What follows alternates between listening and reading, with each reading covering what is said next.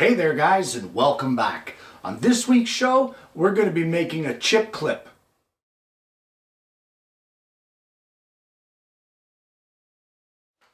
Well, there may be some of you out there that are wondering what the heck is a chip clip.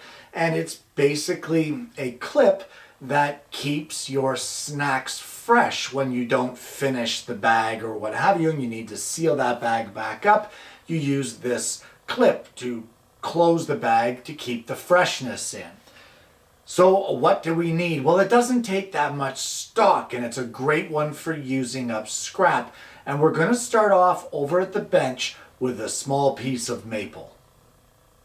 Well, what I have is a piece of maple that is 3/8 of an inch thick. And to start off with, we're going to need 2 strips of this that are going to be 3/4 of an inch wide, and they're going to be 6 inches long. So we'll head over to the table saw and we'll cut those pieces up.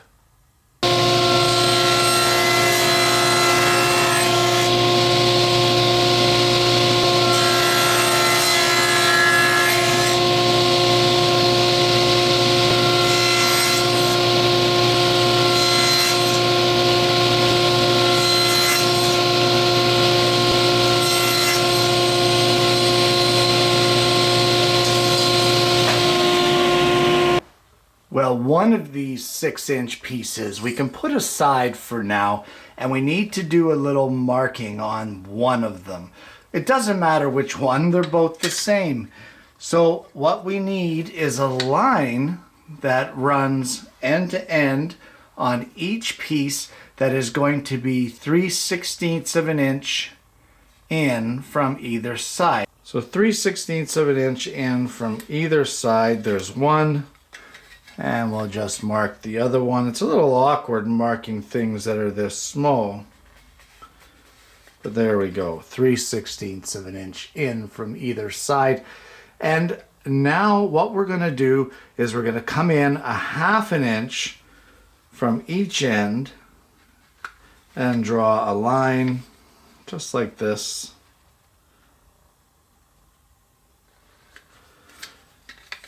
And now this area that we've just marked out, right here in the middle, we're going to cut that square out. And it should be 3/8 of an inch wide by 5 inches long. So we're going to head over to the scroll saw and carefully cut this out.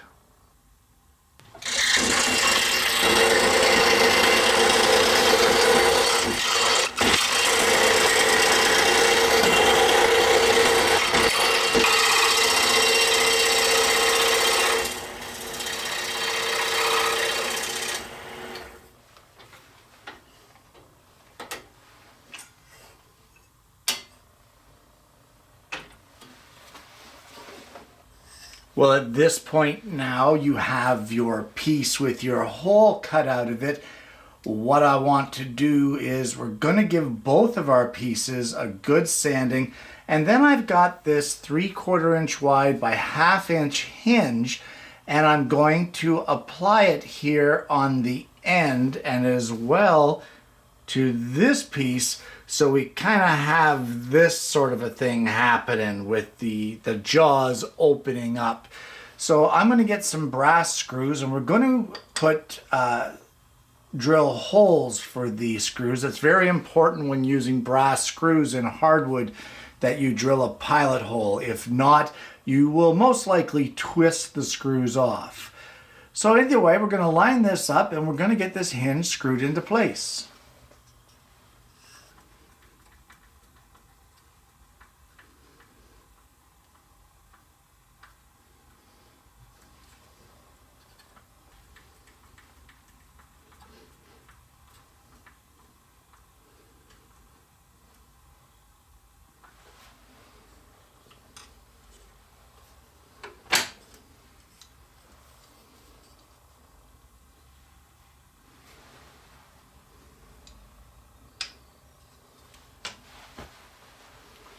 Well, the next piece of material that you need is again a piece of maple. It's going to be 3/8 of an inch by 1/4 of an inch, And what we're going to do on the 3/8 side is we're going to round these corners off.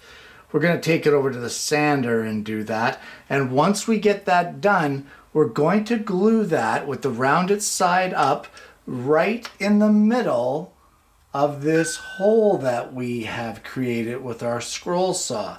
And we're going to glue that in place there and let it dry. Now that will be not attached to here, it will be on the base right here.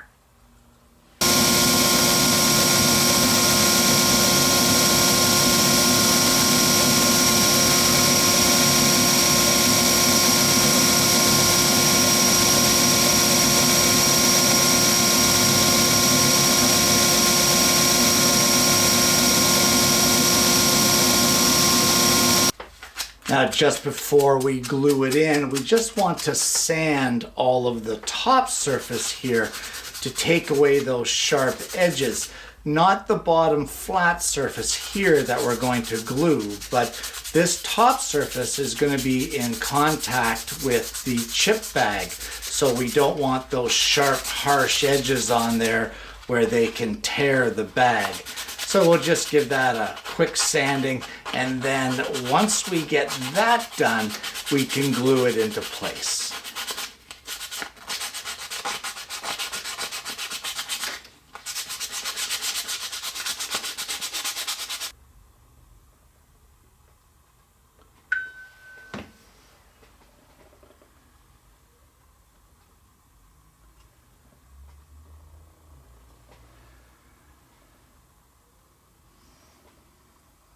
And once you're content with that being centered, just open your assembly up and clean up all that squeeze out that's in there so that that doesn't cause us problems later.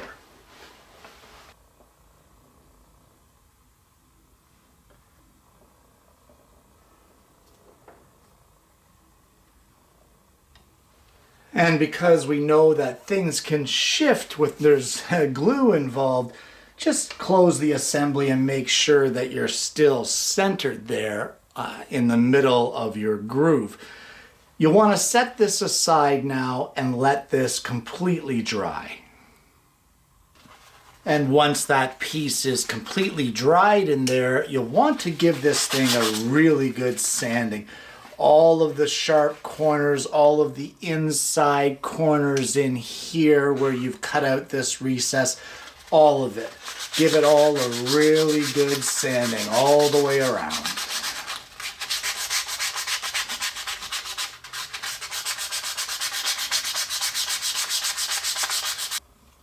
Well, at this point, you should have something that looks like this, with all the edges nicely rounded. Well, we now need some kind of a closure, and to be honest, I've kind of been a little confused as to what I want to do for that. But I think what I'm going to use for that is a little piece of plexiglass that I have cut here to be 3/4 of an inch wide. And what I'm going to do is I'm going to heat this up until I can bend it, and I want to bend it fully in half for about the last, I don't know, couple inches. It's really not an imperative measurement, and you're going to understand a little bit more in just a while once I get this heated.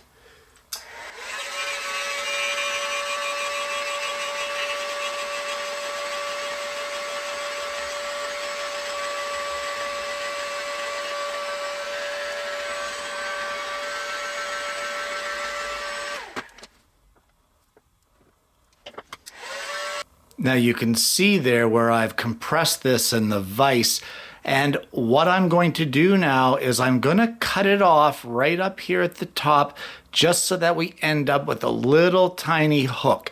I'm just going to sit it up on end and cut it on the scroll saw. And there we have that piece cut. And what we're going to do is we're going to align this edge here with the top edge of our chip clip, and we're just going to mark it, cut it, and attach it.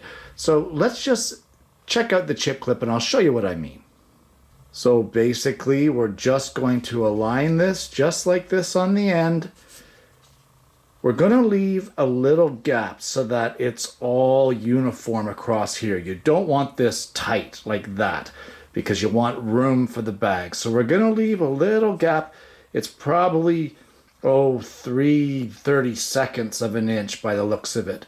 And we're just going to line up the edge of that plexiglass. We're going to cut it so that it's flush with the bottom here, and then we're going to screw it into our bottom piece. Now we're just going to line our plexiglass closure here with the end of our piece.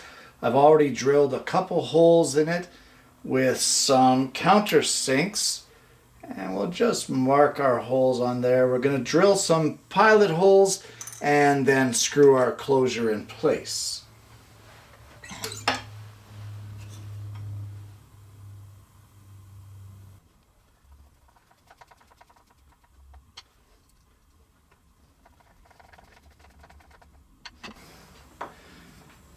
And now that we have that on there, we'll just take some sandpaper and soften up these sharp corners, just like we did on the pieces of maple.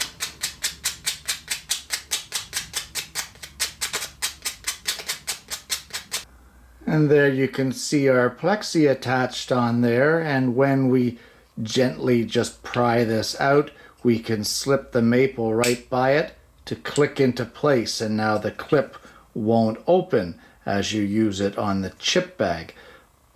So I guess there's really nothing left to do here other than to test it on some chips. Well, I didn't have any chips, but I guess a bag of cereal will work just as well. So all you need to do is you open up your chippy clip there, you fold your bag just like this, and then you place it over top. Can you see that there? And then you just have to release this catch just a touch, and then this will snap into place. And you can see how it folds the bag over there and clips it in there to keep your cereal or your chips or what have you fresh. And there you go, my version of a chip clip. And there you have it, a chip clip.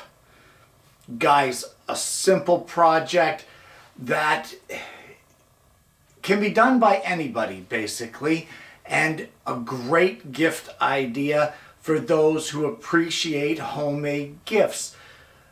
It doesn't take a lot of stock, it doesn't take a lot of time, and there are scraps that you guys may have just lying around your shop. Little small pieces of plexi that you didn't want to throw out, little scrap pieces of maple that weren't much good for any other projects. Even the hinge can be found through your hardware jars that you've kept over the years. I just happened to have a bunch of these in with the hardware, and I was kind of wondering what I could make using them, and this idea came about. Guys, I hope you're going to try this project for yourself. I hope you've enjoyed the show. It's something a little different, and you know what? It's a fun project. You just got to give it a try.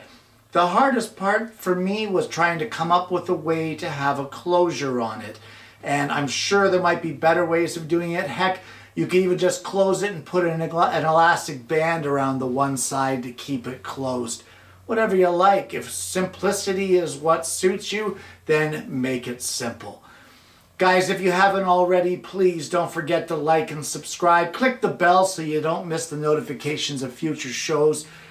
I want to thank you so much for tuning in this week. I hope you've enjoyed it, and I hope you're going to join me next week when I bring you yet another woodworking video.